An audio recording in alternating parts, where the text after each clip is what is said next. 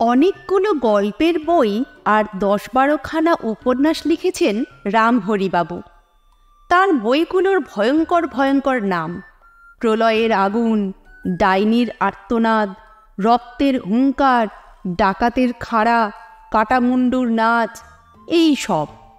রামহরিবাবুর ধারণা, শরৎচন্দ্রের পরে তার মতো ভালো কেউ তো লিখতে পারেই না। শরৎচন্দ্রের চাইতেও তিনি ভালো লেখেন। কিন্তু দুঃখের কথা এই যে ধারণাটা তিনি ছাড়া আর কারো নেই। এত রাশি রাশি বই লিখলেন, অথচ লোকে তার কদর বুঝল না। কুড়িয়ে বাড়িয়ে সব শুদ্ধ ৫০খানার বেশি বই এ পর্যন্ত তার বিক্রি হলো না। সাধে কি জাতির অধঃপতন হচ্ছে? ওই পঞ্চানন শিকদার নিতান্তই সেদিনকার ছোকরা, এখনো ভালো করে গোঁপ ওঠেনি, আর তার বই কিনা ঝড়ের বেগে কাটতি হয়ে যায়। অথচ তিনি, যিনি শরৎচন্দ্রের চাইতেও ভালো লেখেন, তার বই কাটে পোকাতে। ধিক ধিক! পোকায় কাটা বইগুলোর দিকে করুণ চোখে তাকিয়ে রামহরিবাবু বারবার বাঙালি জাতিকে ধিক্কার দিতে থাকেন। শুধু কি এই, বাংলাদেশে কতই তো সভা সমিতি হচ্ছে। সেদিনকার ছোকরা পঞ্চানন শিকদার পর্যন্ত সভাপতি হয়ে গলায় মোটা মোটা মালা পরে দেখে রামহরিবাবুর উত্তেজনায় হার্টের ক্রিয়া বন্ধ হয়ে আসতে চায়। কোনো সভায় এ পর্যন্ত তাকে কেউ সভাপতি হতে ডাকল না। বড় বড় মিটিংয়ের কথা না হয় ছেড়েই দিলাম, পাড়ায় সরস্বতী পুজোয় পর্যন্ত বাইরে থেকে লোক ডেকে এনে সভাপতি করা হয়। অথচ তিনি যে সকলের চোখের সামনে সূর্যের মতো একেবারে জ্বলজ্বল করে জ্বলছেন, এটা কারোর মনেই পড়ে না। এরই নাম হচ্ছে প্রদীপের নিচে অন্ধকার। এইসব গবেষণা করে রামহরিবাবু যখন সন্ন্যাসী হওয়ার জন্য গেরুয়া ছোপাচ্ছিলেন, এমন সময় একটা কাণ্ড ঘটে গেল। ভগবান অন্তর্যামী, রামহরিবাবুর মনের বেদনা তিনি বুঝলেন।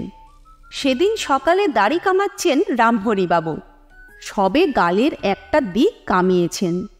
এমন সময় শুনতে পেলেন বাইরে তার চাকর বুদ্ধুর সঙ্গে কে যেন কথা বলছে। রামহরি বটব্যালের বাড়ি এইটে? আজ্ঞা হ। কর্তা কি কামে আইছেন? তাকে একটা সভায় সভাপতি হবার জন্যে। সভাপতি? তিনি আবার সবার পতি হইবেন কেন? আমার মা ঠাইনের পতি তো তিনি হইয়াই আছেন। লোকটি কি যেন বলতে যাচ্ছিল, এর মধ্যেই ক্যাঙারোর মতো একখানা সমুদ্র লঙ্ঘন লম্ফ দিয়ে এসে পড়েছেন রামহরিবাবু। একগালে সাবান আর খুর, চেহারাখানা যা খোলতাই হয়েছে বলবার নয়। দেখে লাফিয়ে ৩ পা সরে গেল বুদ্ধু। বললে, কর্তা অমন খুল লইয়া ধাইয়া হইলেন কেন? খ্যাপছেন নাকি? যা যা বেটা গাড়ল, ভেতরে যা। এক ধমকে নার্ভাস বুদ্ধুকে আরও নার্ভাস করে দিয়ে প্রসন্ন দৃষ্টিতে রামহরিবাবু আগন্তুকের দিকে তাকালেন। তারপর আধগাল দাড়ি আর সাবান নিয়ে তিনি একগাল হাসি হাসলেন। আমি রামহরি বটব্যাল, কি চাই আপনার? আপনি রামহরিবাবু? নমস্কার নমস্কার। আপনাকে আমাদের একটা সাহিত্য সভার সভাপতি হবার জন্যে। আসুন আসুন, বসুন বসুন। ওরে বন্ধু, বাবুকে শিগগির চা দে। কৃপণতার জন্যে রামহরিবাবু বিখ্যাত। তার দোরগোড়া থেকে ভিখিরি ঠ্যাঙা খেয়ে যায়। পাক কুড়োবার মতো কিছু পায় না বলে বাড়িতে কাক পর্যন্ত পড়ে না। এহেন লোক কিনা খুশির আতিশয্যে আগন্তুককে হাফ কাপ ঝোলা গুড়ের চা খাইয়ে দিলেন। তারপরে শুরু হলো আসল গল্প।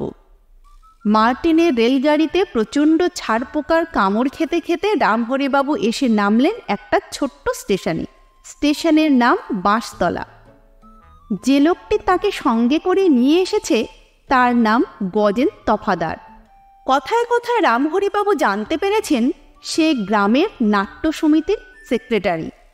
এ গায়ে ও গায়ে যাত্রা করে বেড়ায়।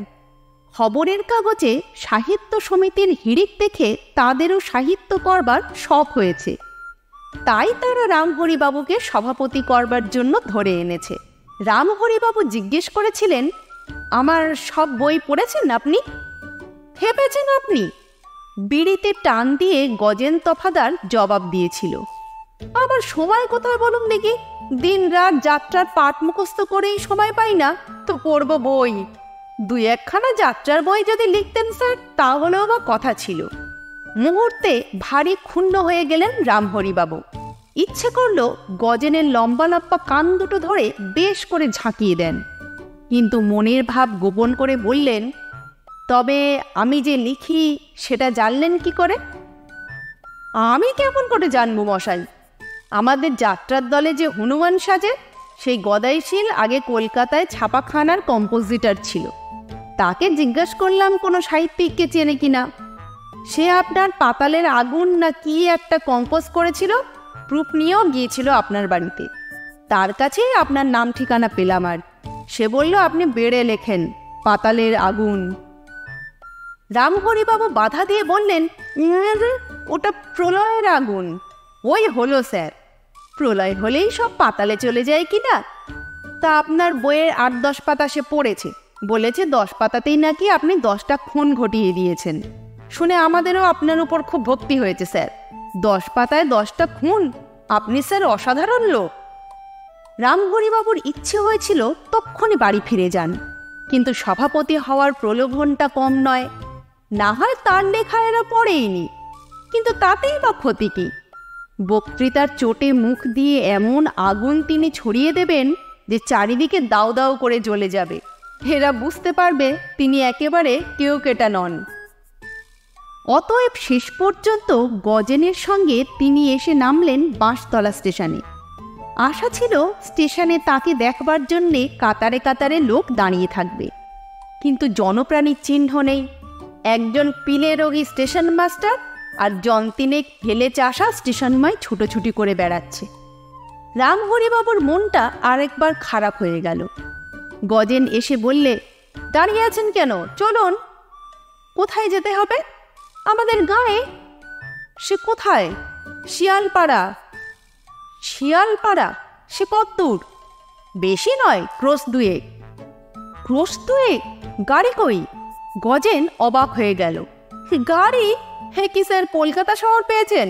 টুক করে ট্রাম গাড়িতে চাপলেন আর ঝুপ করে ধর্মতলায় গিয়ে নামলেন। এ স্যার পাড়া গা। কিন্তু 2 ক্রোশ রাস্তা হাঁটবো কি করে? অন্তত একটা গরুর গাড়ি। গরুর গাড়ি? গজেন মুখ ভেঙচি উঠল। একটা গাড়ির আজকাল ভাড়া কত জানেন? অন্তত 2.5 টাকা। খেয়ে দেবে মশাই আপনি? রামহরিবাবু মাথা নেড়ে জানালেন যে তিনি দেবেন না। তাহলে হাঁটুন হাঁটুন, এখানে বেশিক্ষণ দাঁড়াবেন না। কাছাকাছি গোটা 2 শিয়াল খেপেছে, কামড়ালেই জলাতঙ্ক। ওরে বাবা! লাফিয়ে উঠে রামহরিবাবু ছুটতে শুরু করেন। গজেন চেঁচিয়ে বললে, থামুন স্যার থামুন, অন ঘোড়ার মতো আদারে বাদারে ছুটবেন না। এখানকার জঙ্গলে আবার কেউটে সাপের আমদানি বেশি। হ্যাঁ? রামহরিবাবু ভয়ে প্রায় শিবনেত্র হবার দাখিল। তবু সভাপতি হবার লোভ। পঞ্চানন শিকদারকে যে করে হোক টেক্কা দিতে হবে। বেলা 2টোর সময় 1 হাঁটু ধুলো নিয়ে রামহরিবাবু যখন শিয়ালপাড়া এসে পৌঁছলেন, তখন তার প্রায় দম আটকে আসছে।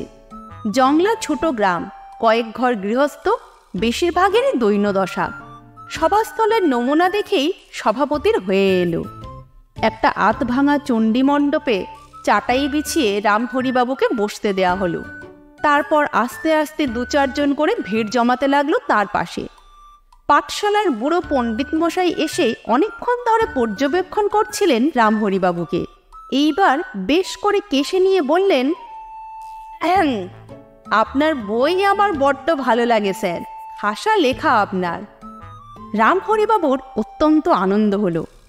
এখানকার সবাই তাহলে গজেনের মতো নয়, 2-1 জন পড়ুয়া লোকও আছে। আমার কি কি বই পড়েছেন আপনি? কেন স্যার? ব্যাকরণ সুধা, বালকবোধ, প্রথম ও দ্বিতীয় ভাগ পড়িনি কি? আহা হা, কি চমৎকার! পড়তে পড়তে আমার কান্না পেয়ে গিয়েছিল। কিন্তু ব্যাকরণ টাকরণ তো আমি লিখিনি। সে কি, আপনার নাম অশ্বপতি কাব্যচঞ্চু নয়? কি আশ্চর্য! লোকটা রামহরিবাবুর নাম পর্যন্ত জানে না, অথচ কোন এক অশ্বপতি না অশ্বডিম্ব ঠাউরে বসে আছে। চটে গিয়ে তিনি বললেন, না মশাই, আমি অশ্বটম্ব নই, ও নামের কোনো লোককে আমি চিনি না। দেখ, তাহলে খালি খালি এলাম, শুধু সময় নষ্ট, বলে পণ্ডিত মশাই উঠে চলে গেলেন। এবার এগিয়ে এলেন কবিরাজ মশাই। আমাশয় প্রকরণ আর সহজ পাচন নির্মাণ বই দুটো তো আপনারই লেখা। রামহরিবাবু সরসে বললেন, না। তাহলে আপনি কৃতান্ত কুমার মারণরত্ন নন? না না না, আমার নাম রামহরি বটব্যাল। তাই নাকি? বিরক্ত মুখে কবিরাজ বললেন, গজা হতভাগা তো তা বললে না, খালি খালি বেতো পা নিয়ে ছুটে এলাম, দূর দূর। কবিরাজ প্রস্থান করলেন। তারপর আস্তে আস্তে আর সবাই। একা চণ্ডী মণ্ডপে রামহরি বসে রইলেন। রাগে তার গা জ্বলতে লাগলো। ইতিমধ্যে কোত্থেকে একটা ডাবা হুঁকো সেজে এনেছে গজেন। বললে, তামাক ইচ্ছে করুন, তারপর চলুন সভায় যাই। সক্রোধে রামহরি বললেন, সভা না হাতি? খালি খালি আমাকে ভোগান্তি করতে কেন নিয়ে এলেন বলুন দেখে? গজেন মধুর হেসে জবাব দিলেন, আহা, চড়ছেন কেন স্যার? পাড়াগাঁ জায়গা এমন হয়েই থাকে। নিন নিন, তামাকটা খেয়ে ফেলুন, তারপর সভায় যাওয়া যাবে। অগত্যা হুঁকোটা হাতে নিয়ে একটা টান দিলেন রামহরিবাবু। কিন্তু সে কি সোজা তামাক! টান দেবার সঙ্গে সঙ্গে মাথা ঘুরে একেবারে মূর্ছার উপক্রম। সামলে নিয়ে রামহরিবাবু ক্ষেপে উঠলেন, এ কি কাণ্ড মশাই! কি হলো স্যার? এ তামাক না গাঁজা? আরেকটু হলে আমার প্রাণটা বেরিয়ে যেত। ও কিছু না স্যার। তেমনি মিষ্টি করে হেসে গজেন বললে, ডাকাটা তামাক একটু করা হবেই, ওসব না হলে যাত্রাই জমে না। কিন্তু আমি তো এখানে যাত্রা করতে আসিনি। না, সভা করতে এসেছেন? একই কথা স্যার, আসলে তো বক্তৃতা করাই। নিন, এবার উঠুন। সভা পর্বের বিস্তারিত বর্ণনা না করাই ভালো। একটা খোলা মাঠে খান কয়েক চাটাই পাতা, আরেকদিকে একখানা তেপায়া চেয়ার সভাপতির আসন। চেয়ারে বসতে গিয়ে একটুর জন্যে ধরাসজ্জার হাত থেকে রক্ষা পেয়ে গেলেন রামহরিবাবু। সভায় লোক হয়েছে গোনাগন্তি 15 জন। 7-8টি কালো কালো ন্যাংটো ছেলে মেয়ে, 2 জন চাষা, গজের আর 5 ভদ্রলোক। মাল্যদান হলো না, প্রস্তাব হলো না, উদ্বোধন সঙ্গীত হলো না। রামহরিবাবুর বুক ভরা আশা যেন ধক করে নিভে গেল। কিন্তু ঘাবড়ালে চলবে না। মনে মনে শক্ত করে কোমর বাঁধলেন তিনি। হোক না ছোট সভা, নাই বা থাকুক মালা, কিন্তু তিনি পিছপা হবেন না। বক্তৃতার তোড়ে এমন আগুন ছুটিয়ে দেবেন যে 15 জন লোকেরই মাথা ঘুরে যাবে। সুতরাং তিনি আরম্ভ করলেন, বন্ধুগণ, অদ্যকার এই বিরাট জনসভায় আমাকে সভাপতির আসন দিয়া আমাকে আপনারা যেভাবে সম্মানিত করিয়াছেন, সেজন্য আমার আন্তরিক অভিনন্দন জানাই। আমি জানি এই আসনের যোগ্য আমি নই। হঠাৎ পেছন থেকে চিৎকার উঠল, পালাও পালাও! আঁতকে রামহরিবাবু থেমে গেলেন। কি হয়েছে? জমিদারের লাঠিয়াল আসছে। বিনা অনুমতিতে তার জমিতে সভা করা হচ্ছে, তাই লাঠিয়াল পাঠিয়েছে। বলেছে আগে সভাপতির মুন্ডুটা দোফাক করে তারপর। বাকিটা শোনবার আর সময় ছিল না। বাবা গো বলে রামহরিবাবু ঊর্ধ্বশ্বাসে ছুটতে শুরু করলেন। কোথায় কোন দিকে তিনি জানেন না। মুহূর্তে সেখানে সভার চিহ্নমাত্র রইল না। ওদিকে রামহরিবাবু ছুটলেন, ভড়িটা মস্ত এক ফুটবলের মতো আগে আগে দৌড়চ্ছে, পিছনে দৌড়চ্ছে শরীর। তারপরেই ঝপ ঝপাস করে একটা শব্দ।